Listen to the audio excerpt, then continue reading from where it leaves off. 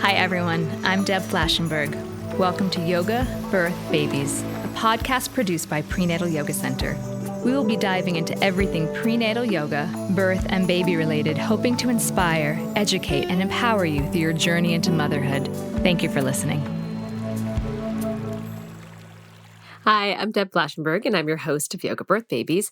And today we're going to talk about the postpartum period. Oh, it can be such an intense time. So we're going to talk about the healing process, what it means to quote unquote bounce back. Probably not the best term that we want to be using for postpartum because it can be filled with so much anxiety, depression, shame about that idea. You have to bounce back. We're also going to talk about postpartum depletion and what we can do to support our bodies and mind during this really challenging time. And we're also going to talk about 5 key principles necessary for healing after birth.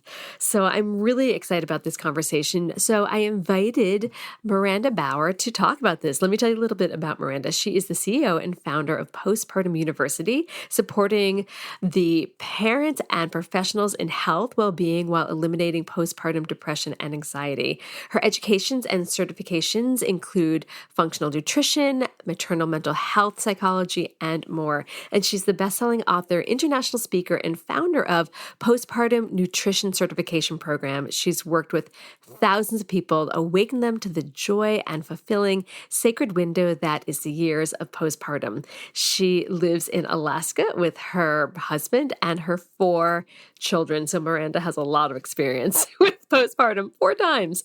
So I'm really excited for you to hear about that. Now, before we get to that conversation, this was recorded back here we are in August. We just had our class for celebrating our 21st birthday, which is pretty amazing. And it was really, really fun. I have to tell you, I was nervous. We had a lot of people signed up and some new faces to our community, and I was nervous teaching it, but it was such a great class and so wonderful to see so many friends from the past join in. We had pregnant folks there. We had people that had their babies a while ago. And it was really great to see how our community has grown and changed over the years. So it's just as a great day. We also are continuing our online classes 7 days a week. So what's beautiful is that no matter where you are in the world, you can still be part of our community. And the way we've arranged our classes is we have live classes every morning that are hybrid, and then we release that class twice throughout the day. So you can get a brand new class every single day, even if you can't be there for the initial live class. And then, of course, we do have our classes in the studio 6 days a week and our workshops and all the fun stuff that we've got going on and our on-demand library.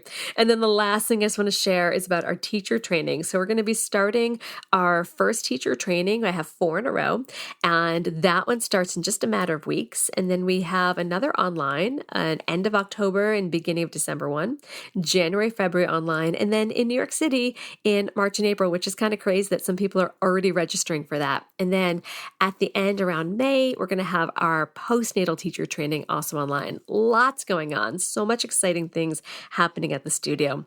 And then I always just like to take a moment and thank you, community, for being part of our classes, listening to the podcast, and showing up and supporting what we are offering you.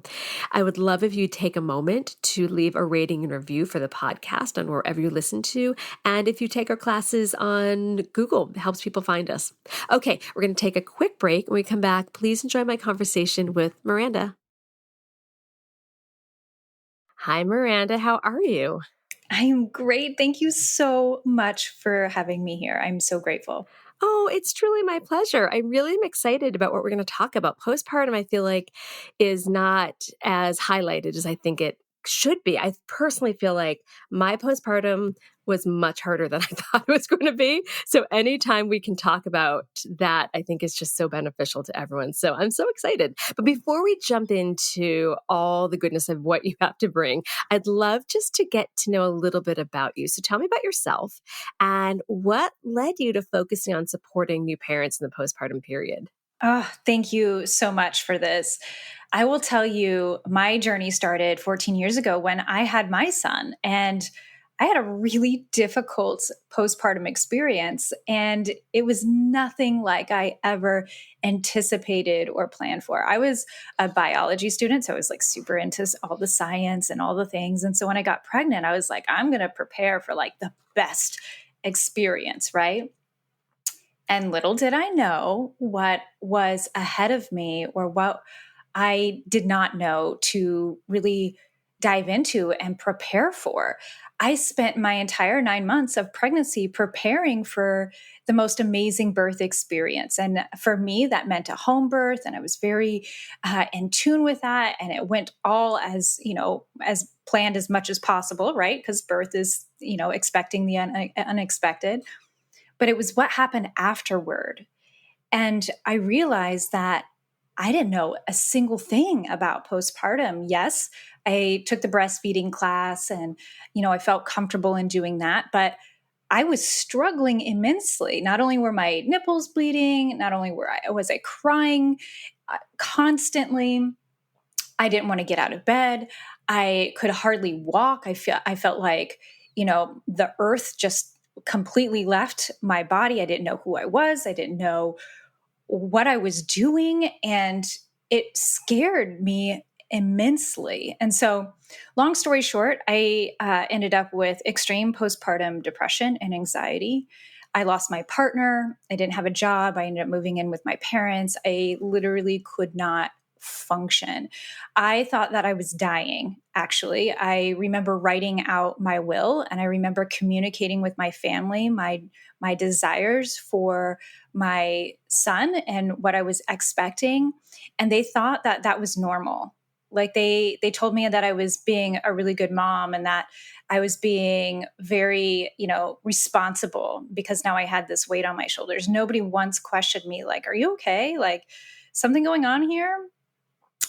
So it was from that journey, from that moment forward, just really like struggling immensely, not having any support systems in place whatsoever, and needing a way out. I was desperate for a way out. And I remember looking at my son one day, and he was playing, and I was like, oh my God, he's going to remember me in this moment. And this is what he's going to see. And it's forever going to be tainted. I have to do something. And that was really my moment of like, okay, go back to what I know. I know science. I know all of this. Like, I started researching, I started investigating, and the things that I found was just mind blowing. Like, why are women not taught about these things? Why are we not given this information? Why do we not have any clue about how to support our bodies in these changes that are occurring? Like, there's just nothing out there for this. And that's why I'm here today doing this work and sharing this. Can I dig in a little? So you did some science, like you did some studying and some research, which is amazing that you were able to do that in that state. What outside help did you seek at that time too, besides your own investigation? I will tell you, I was scared to death of outside help. Back 14 years ago, we didn't really talk about depression. It wasn't something that we were really bringing to the forefront of reality, especially when it comes to postpartum. And I was determined never to go on medication. And in that time, I believed that if I were to seek out help from my provider, that there were two outcomes that could happen. One, I would get my son taken away from me. Or two, I would just be put on medications. And I have a really long history of reacting negatively to medications. I was the colicky baby. I was in and out of hospitals all of my childhood. I had, a lot of medical trauma to contend with. And so that really shaped my decision not to reach out for support, which is one of the worst things that anybody could do. And I look back thinking, if I only knew what I knew now, it would have been a completely different experience. But it was a lone process. I literally went from one step at a time, like, okay, what can I do in this very, very moment? I'm just going to journal. I'm just going to light a candle and cry. I'm just going to, move my body. I'm just going to go on a walk. And some of those things were the hardest and most difficult things to do. I mean, literally getting out of bed in the morning it felt impossible. It's So so just making interesting. the effort to make those Yeah. little things was huge, right? And that effort is huge. And what's interesting as we record this, I believe it was yesterday, the day before, that the FDA just approved another medication for postpartum Mhm. anxiety and depression. So I have the respect that you were able to do this on your own, and also to share with the community that you don't have to, and there is medication. So not in any way downplaying what you're sharing, but also saying there are multiple ways to get through such a dark period. And I have the utmost respect that you were able to do it on your own, because that's not possible for so many. And I hear you saying, like, just getting out of bed, that could be so hard. And it sounds like you were able to do that. It's amazing. Yeah, I would definitely not wish that upon anyone. But truly, I didn't have the support system to call upon. I remember sharing with my mom, who I was now living with at the time. I was living with my parents, which was a complete, feeling of failure on top of failure, right? I just never envisioned myself being in that predicament. Now I think, oh, that would have been great. But my mom had such intense trauma of her own that she was living out when I had given birth. And so after having my son, I expressed to her, like, this is really difficult. I think I need help. Like, I don't know what to do. And she told me, no, you're doing it. And you're going to keep doing it. And you're going to keep doing it alone, because I need you to be strong like I was. Wow. So let's talk a little bit about the whole postpartum period, because I think there's a misconception about it, that it's just the first 6 to 12 weeks after birth. But that in reality is not how long the body and mind needs to heal for most people. So what should new parents consider about this healing process? And how long can we call the postpartum period? I am so glad you asked this question, Deb. There was a recent study that came out that shared that it takes an upwards of 6 years after birth Wow. to heal your body. And that's not what that's including is the emotional aspect of returning to what feels like a normal space within your body. And I think oftentimes we think of that 6 to 12 weeks after birth as your uterus going back to its pre-pregnancy state.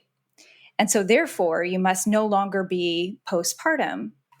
But we're not taking into consideration any of the other physiological and psychological changes that are still taking place within our body.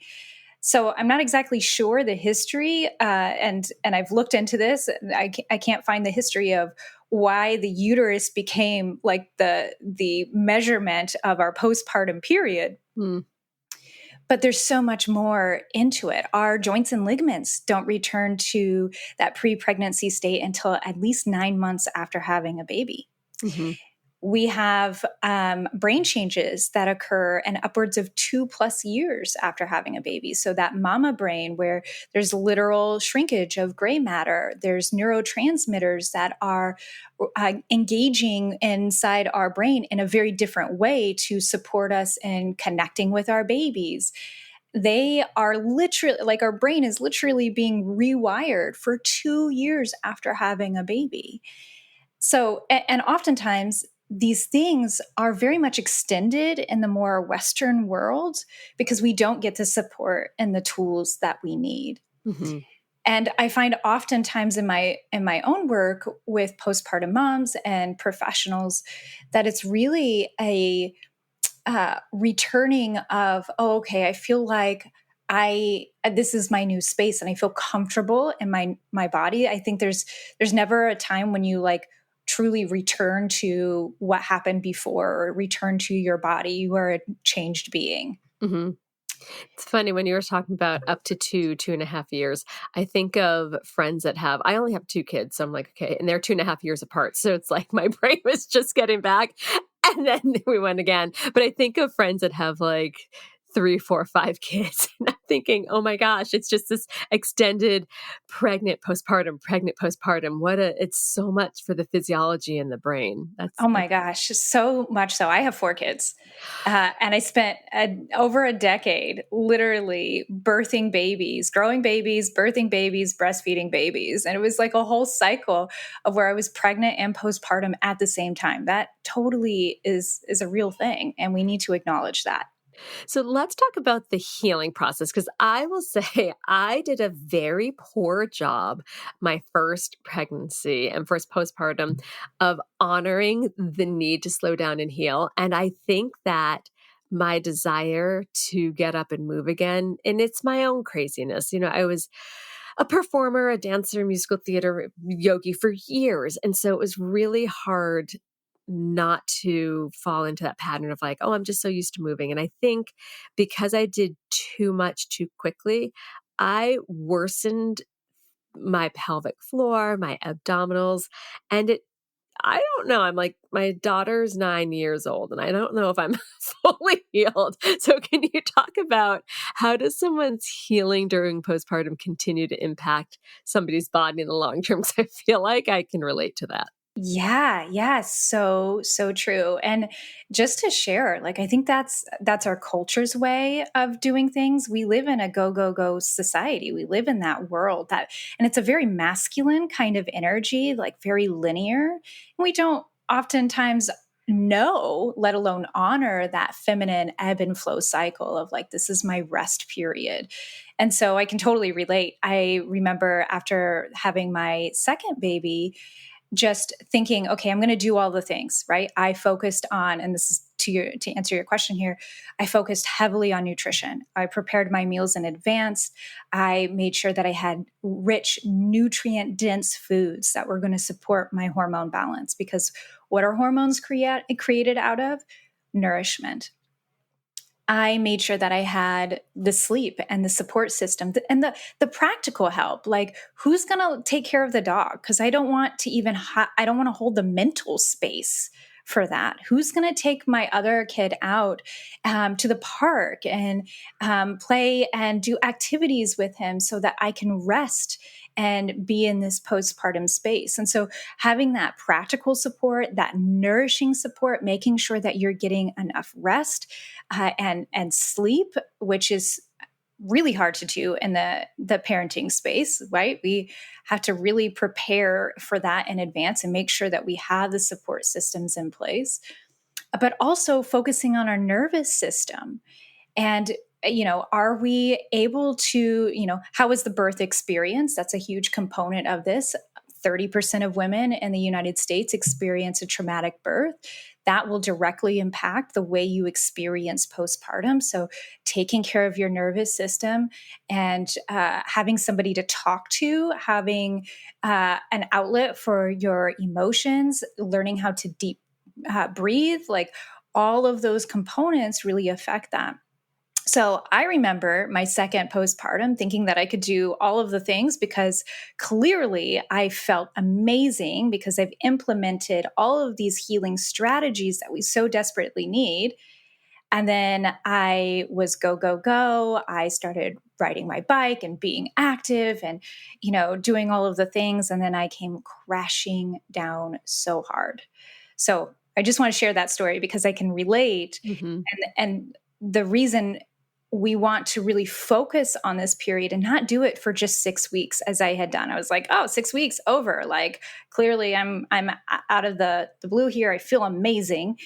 So I don't have to think about it anymore. I don't have to do it. And the truth is that it is a long-term experience. Mm-hmm. And it does require so much of our conscious awareness to really implement and support our own health and well-being. I have what I call the Mama Thrive method. And so we focus on finding that practical support, understanding the nourishment needs of your body, getting the sleep that you need, following the rhythms of your body, and really addressing that nervous system and finding that nervous system space that you truly need in order to heal your body. Because if your nervous system is not in a state of regulation, then lots of things are going to feel imbalanced and Mm-hmm. off and yucky. Then we create a system and a place in which we can thrive. And it's not a one-stop shop. I really feel that motherhood is a lifestyle. Mm-hmm. No, I totally understand. So kind of going back to the postpartum and kind of the pressure to bounce back. Oh, I remember that.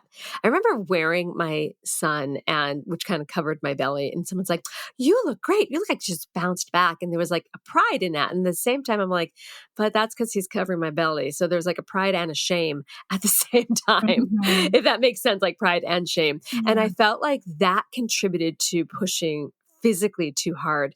But I also feel like, as I mentioned, that idea and pressure to bounce back did contribute to anxiety of like, oh, what's that going to be? And shame because I didn't feel like I did, and depression. Can you talk a little bit about that pressure to quote unquote bounce back? Yeah, absolutely. And I feel like so much of this really revolves on the idea that we really don't understand or know anything about postpartum. Postpartum is like this secret club, and you're really not invited to it until you're already in the throes.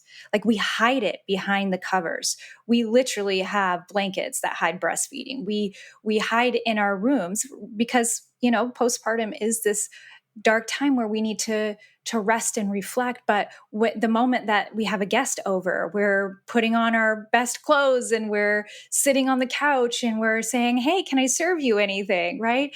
We hide what's truly happening within a postpartum mom. And so often I was the exact same person. I hit postpartum. I was like, wait, this is not what I've seen.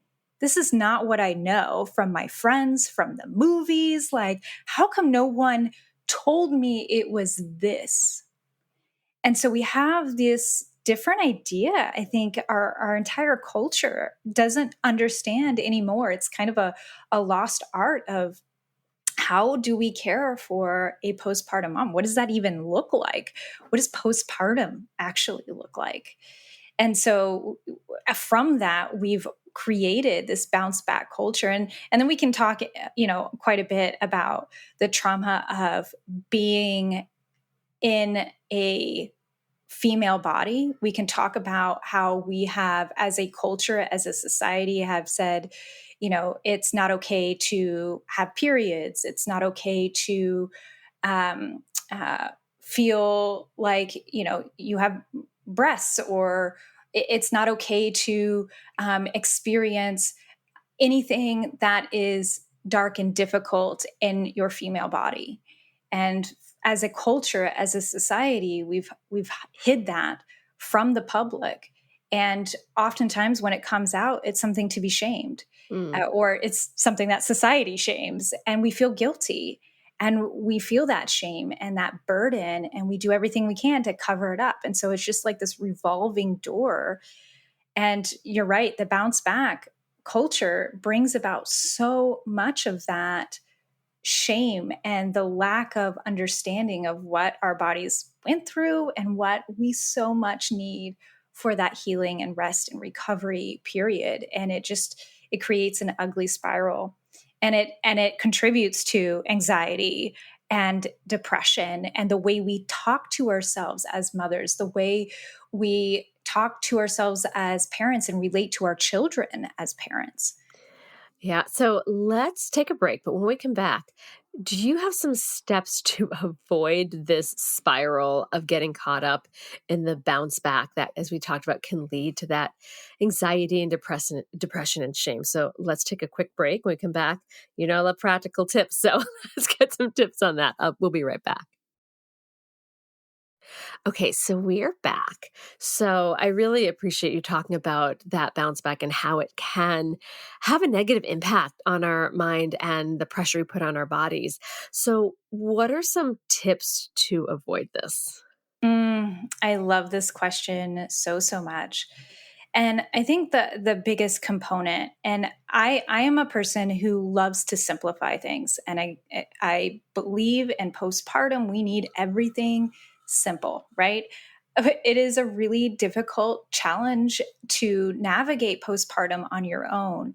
And so I think one of the key components to avoiding this is to make sure that you have a support system in place. Do you have other mamas who are on the same journey as you? Or do you know any other parents who are in the same age range where you can go talk to them, where you can say, hey, this is happening, or this happened at the park today? Like, have you ever experienced this? Just being able to open up and share your story and share your thoughts and your feelings about what's transpiring in your life, about the sleepless night that you had for the 10th day in a row, for the way somebody looked at your body and how it made you feel inside.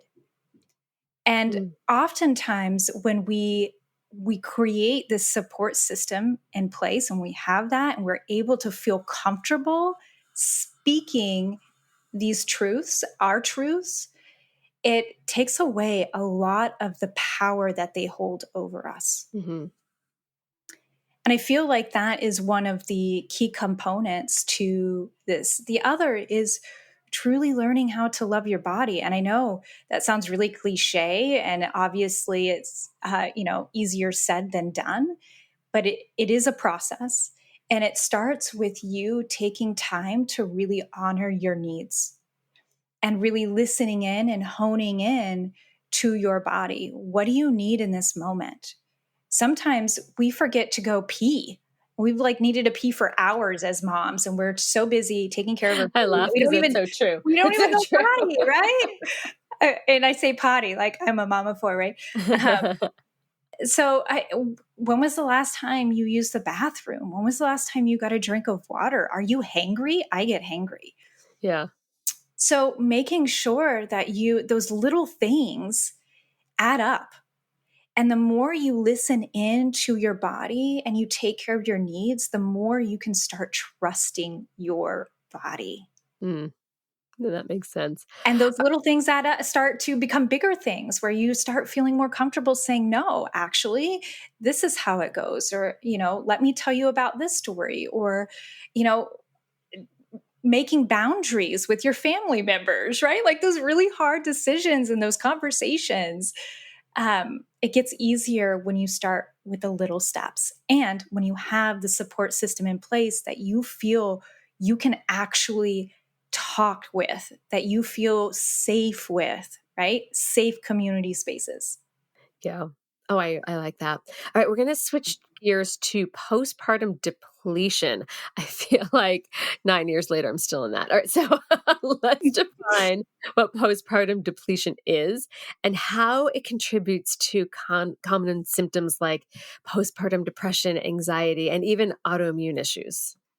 Okay, this is my absolute favorite topic. And so I'm going to try and condense it all into a little space here. It's like multiple episodes here we could go on. So let's talk about postpartum depletion. Over 80% of women within the United States who've had a baby are completely depleted of key nutrients.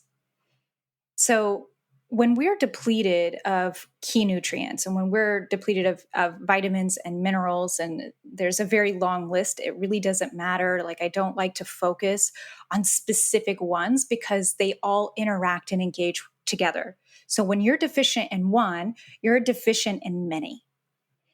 And when we have this depletion, what we have is a complete imbalance. Your nourishment, the way you have been nourished during this time, impacts the way you sleep. It impacts your hormones. It impacts your nervous system significantly. They're all interrelated. And then we have the gut and the gut brain axis, right? So when our gut is not getting the support it needs and we're experiencing depletion on top of it, our body is, for one, sending signals to our brain saying something is wrong, warning sign, you're not getting what you need, which triggers the nervous system to act in a state of fight or flight, or of higher caliber, because it's It's saying, hey, there's something wrong here. There's something in my body that's not getting addressed. And a lot of things just kind of crumble. We get major hair loss. We experience mood swings. We cry at the littlest things and we don't understand why. We feel out of control in our body. Anxiety, depression. There are so many key nutrients and minerals that have been related to nutrition. And we can scientifically show how so many of these key nutrients are linked to the symptoms of depression and anxiety, meaning that if we were to get the repletion that we need during this time, if we were to truly nourish our bodies, that the symptoms of postpartum depression, anxiety, and even autoimmune issues do not exist anymore. And it's absolutely amazing. And I wish we talked about it far more than what we do. But another key component to this too is that after giving birth, a person who's given birth, their bodies change significantly. And that change alters the way they digest their foods. So we have to support that biologically normal change within their gut space, which means that the way they digest food is not the same. So they need nutrient dense foods, obviously, for that repletion. You grew a human being, you birthed that baby into the world. Maybe you're breastfeeding that baby and sustaining their life with your breast milk. All of these components add up to needing nutrient dense foods, but also needing foods that are incredibly easy to absorb, that don't require a lot of energy on the part of your body for digestion. And I think that is one of the key foundational pieces. We're often taught that things like salads and smoothies are, they're easy, they're nutrient dense, and that's great, but they're actually really difficult for the body to digest. And they require so much more energy and enzymes to break down, which is not what your body is doing. Your body's not producing a lot of enzymes and gastric acids and juices that are necessary for that breakdown. And it makes it difficult to absorb and digest. So you're not getting the benefit of that. So making sure that you're getting what you need during this time looks very different nutritionally. Well, I want to break this down a little bit more. So a couple of things. I'm One, I want to go more. into some of the nutrition, like the actual nutrition, but I also do want to talk a little bit about some of these things you mentioned, the hair loss, the depression, like some of this could be thyroid. And I know postpartum, there is a swing from hypo to hyper. And I don't remember the statistic. I think it was close to 30% of postpartum folks actually have a thyroid imbalance. So I don't want those listening just to think, okay, I got to get the nutrition, which I totally believe good nutrition does support the body, because I think most postpartum people do not get good nutrition because they're tired. They're taking care of a new person, or multiple family members at the same time. But I do want to also put out there that I would recommend people get their thyroid checked. And then also, Deb, I have to add here. Yeah. Why is the thyroid out of balance? Well, that right? can be hormonal too. But what regulates hormones, right? And Our brain? There's so much more. It's not just our brain. It's also our entire, there's so many different hormonal aspects to it. And right. So I just want to make sure that I definitely want you to go into nutrition, like what are these nutrition rich foods? But I get nervous about just putting it on nutrients, because I would hate someone to not take a look at the big picture of something that's crying out that could be a thyroid issue. I completely appreciate that. And I also really strongly suggest that if you're having a thyroid issue, looking at the root cause, because it doesn't just end with, I have a thyroid imbalance going on in my body. Well, why is that why is that happening for you? There's always a deeper rooted look into it. And I have an entire training on the thyroid in and of itself when it relates to the postpartum period. Yes, there is nutrition. There's also nervous system regulation, because nervous system, again, impacts that hormones, and it impacts not only the hormones in your brain, but also the hormones in your gut, which is where almost 80% of things like serotonin is created.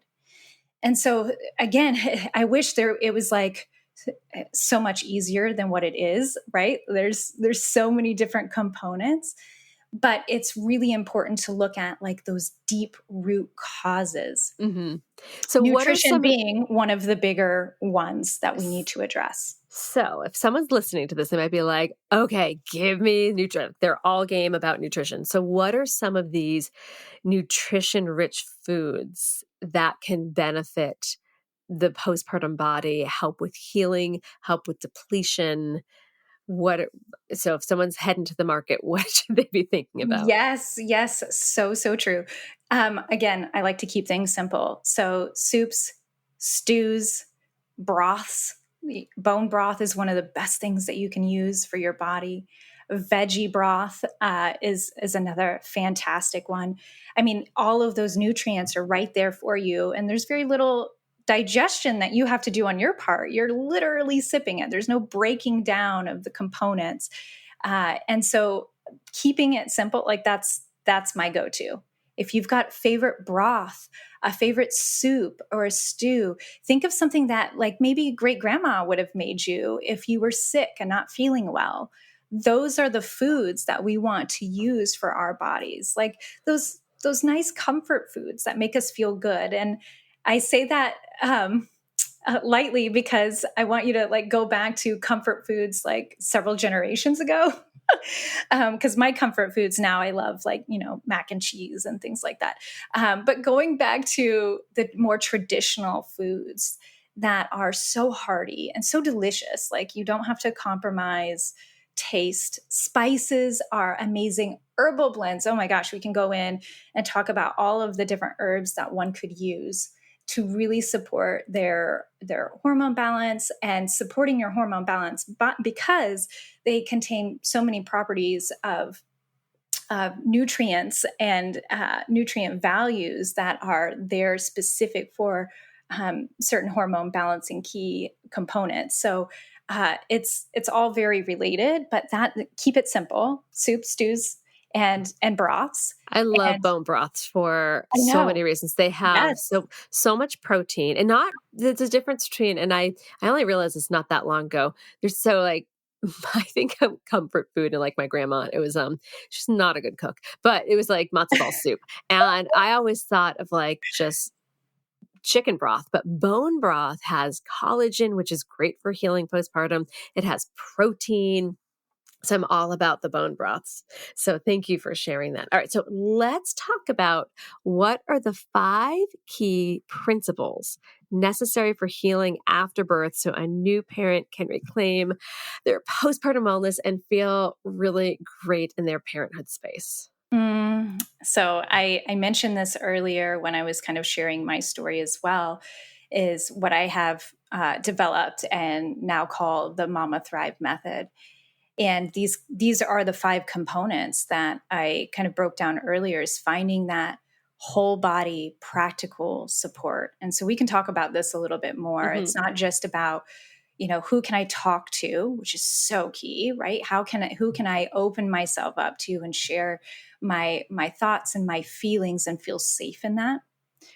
But also, who's going to take my other kids to the park, right? So that I can sit here and bond with the baby. Who's going to help me sleep when I need to sleep? Who's going to make me the meals? And maybe you get to prep some of that in the advance. I do a lot of canning. I share with a lot of the people that I work with how to do freezer meals, like, again, super simple. How can we do those things and get the support for those things? And then the practical side of that as well. And it's also, what if you're in a position to have somebody come in and give you a massage? Do you have a lactation support specialist on hand that you can call if you need that kind of support? Making sure that you are really set up, and your body, again, is getting its needs met, that you're tuning in and listening to and providing that whole body support that you really do need and deserve after growing this baby and bringing this baby earthside. I like that. Thank you. All right, we're going to take another break, but when we come back, what is one final tip or piece of advice you'd like to offer new and expectant parents? And you have 4 kids. I bet there's something that's going to be very valuable to share. We'll be right back. All right, so what is one final tip or piece of advice you'd like to offer new and expectant parents? The hardest part about this question is keeping it to one. I am thinking in my headspace here that potentially just giving yourself so much grace as you learn and navigate parenting, your new body, navigating the new relationships that have emerged from this, whether it's with your partner, with your baby, with your parents, that often comes up. Everything is new, and new is often really scary. Mm-hmm. So give yourself so much grace during this period and know that you're not alone in it. I feel like, and I know in my personal journey, I felt so deeply alone in my struggles. I thought I had to be literally the only person in the world who had ever gone through what I was going through in that moment. And it wasn't until I really started connecting in with that support system. And I will tell you, I had to make my own. And it involved like seeing other moms at the grocery store and being like, hey, are like your mom too? And they're like, yeah. Do is this your experience too? Are you struggling with this? Like, can we talk? And sometimes it was weird. I'm not going to lie, but other times I've met some amazing human beings from those experiences, and many of who I still have relationships with today. Like, I had to create my own community. So find that space and recognize that you are not alone in this journey. I like that. Where can people find your work? Thank you for asking that. You can go find me on my website, postpartumu, the letter u.com. And I have my own podcast you can tune into and listen through. You can connect with me on Instagram. All of the links are there. And if you're looking for more support, we've got exactly where we can lead you as well. So lots of resources. And I will make sure all of that is in our show notes. Thank you so much for giving me some time so that I could pick your brain about such important things about postpartum. I really appreciated diving into postpartum depletion and just really supporting oneself during that postpartum period. So thank you so much. Deb, I am so, so grateful. Thank you for having me. This has been an episode of Yoga Birth Babies, produced by Prenatal Yoga Center. You can catch us on Facebook, Twitter, Instagram, and Periscope. I'm Deb Flaschenberg. Thanks for listening.